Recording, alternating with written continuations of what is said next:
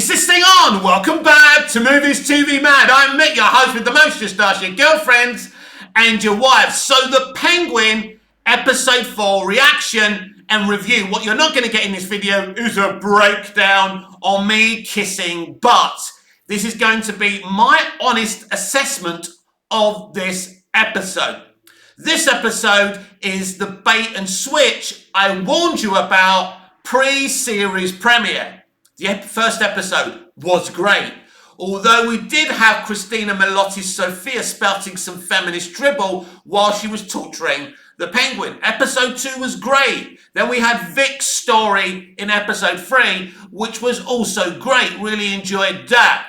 But I knew that episode 4 was all about Sophia Falcone, and I knew there was a risk of the bait and switch because let's get one thing absolutely clear. Matt Reeves is a progressive, or a so-called progressive. I don't think, these Californian views are progressive, but they think they're progressives anyway. We saw that within the white racism of the Batman. I mostly loved the Batman movie, but he is woke, he is so-called progressive, and you can see it all over this episode.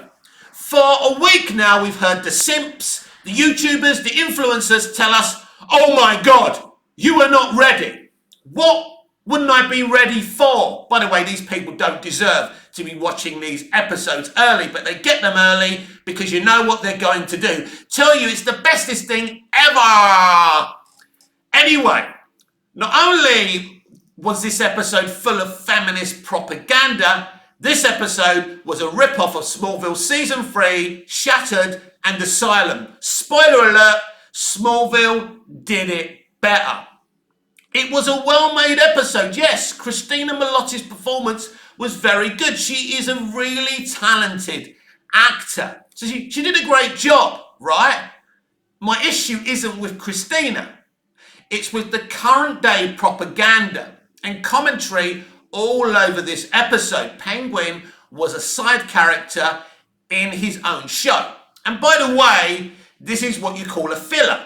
Yes, it kind of reveals a bit about the hangman thing. From the first episode when they mentioned she was the hangman, I knew she wasn't the hangman because they'd never have a woman. Current day propaganda and commentary would never have a woman murdering other women.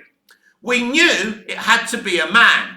And of course it was going to be her father. I mean, Reeves set this up in the Batman movie, right?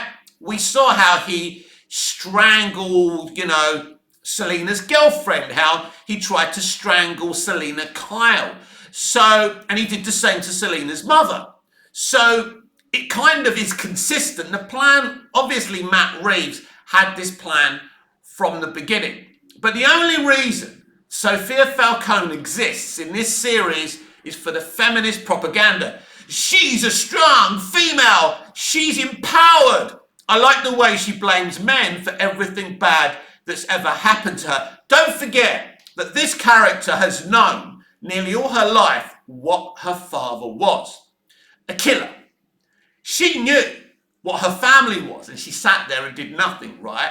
But now we're trying to put the white cloak over her and say, she even said, this guy's got a higher body count than I have. So they're trying to show how innocent she is and what a victim she is. But, her being a victim, I can handle her being a victim, but she's men's victim, right? So the feminist propaganda is there. It's really, really funny because, okay, it's done sensitively. It's not typical current day. They're not talking down to the audience, but it's there. This is all they're interested in talking about. That's all. So now, if you've seen next week's promo, it's called Homecoming or something. Wasn't that a Smallville episode as well?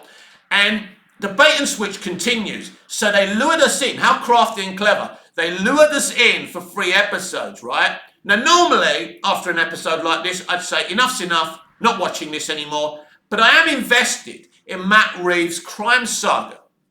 Even though I've said the guy's a progressive and he's very current day, he's a clever progressive. He's a talented creative.